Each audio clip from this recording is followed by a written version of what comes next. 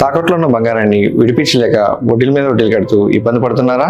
అయితే ఇప్పుడే సంప్రదించండి శివ గోల్డ్ కంపెనీ. మీ నమ్మకానికి మా హామీ శివ గోల్డ్ కంపెనీ. పశ్చిమాసియాలో శాంతి పునరుద్ధరణే లక్ష్యంగా అమెరికా ఇరాన్ మధ్య దౌత్య చర్చలు తదుపరి ఘట్టానికి చేరుకున్నాయి. ఈ చర్చలకు ఇస్లామాబాద్ వేదిక అయ్యే అవకాశాలు ఉన్నట్లు అంతర్జాతీయ మీడియా కథనాలు పేర్కొన్నాయి. ఇరాన్ దివంగత supreme leader Ayatollah Ali Khamenei అంత్యక్రియల కారణంగా తాత్కాలికంగా వాయిదా పడిన చర్చలు జూలై 11 నుంచి తిరిగి మొదలయ్యే అవకాశం ఉన్నట్లు తెలిపాయి.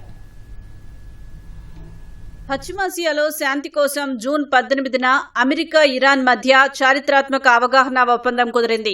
జూన్ 21న స్విట్జర్లాండ్లో పాక్, ఖతార్ల మధ్యవర్తిత్వంతో తొలి విడత సాంకేతిక చర్చలు జరిగాయి. వాషింగ్టన్, టెహ్రాన్ మధ్య దీర్ఘకాలంగా ఉన్న వివాదాల పరిష్కారానికి చర్చల పునరుద్ధరణ అత్యంత కీలకమని దౌత్య వర్గాలు భావిస్తున్నాయి. తదుపరి చర్చల కోసం పాక్ తో పాటు స్విట్జర్లాండ్లోని బర్గిన్ స్టాక్ రిసార్ట్ పేర్లను పరిశీలనలో ఉన్నప్పటికీ ఇస్లామాబాద్ లో జరిగే అవకాశాలు మెండుగా ఉన్నట్లు డాన్ పత్రిక ఓ కథనంలో పేర్కొంది. జూలై 11న జరిగే చర్చల్లో ఇరాన్ తరపున పాల్గొనే ప్రతినిధుల బృందాన్ని త్వరలోనే ప్రకటించనున్నట్లు తెలిపింది. ఫిబ్రవరి 28న టెహ్రాన్ పై అమెరికా, ఇజ్రాయెల్ జరిపిన సంయుక్త వైమానిక దాడుల్లో ఇరాన్ దివంగత supreme leader Ayatollah Ali Khamenei మరణించారు. 3 దశాబ్దాలకు పైగా ఇరాన్ను పాలించిన ఆయన అంతిమ యాత్ర ఆదివారం నుంచి మంగళవారం వరకు టెహ్రాన్, ఖోమ్ నగరాల్లో సాగనుంది. అంత్యక్రియలు జూలై 9న మషాద్ నగరంలో ముగియనున్నాయి.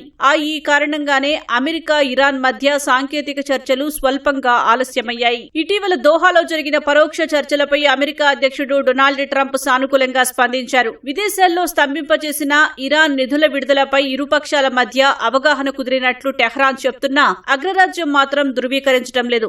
అయినప్పటికీ హర్మూజ్ లో భద్రత, 60 రోజుల కాల్పుల విరమణ ఒప్పందం అమలయ్యేందుకు మధ్యవర్తులుగా వ్యవహరిస్తున్న ఖతార్, పాకిస్తాన్లు నిరంతరం శ్రమిస్తున్నాయి. జూలై 11 చర్చల అనంతరం జూలై 3వ వారం దోహాలో ఉన్నత స్థాయి ప్రత్యక్ష చర్చలు జరిగే అవకాశం ఉన్నట్లు సంబంధిత వర్గాలు పేర్కొన్నాయి.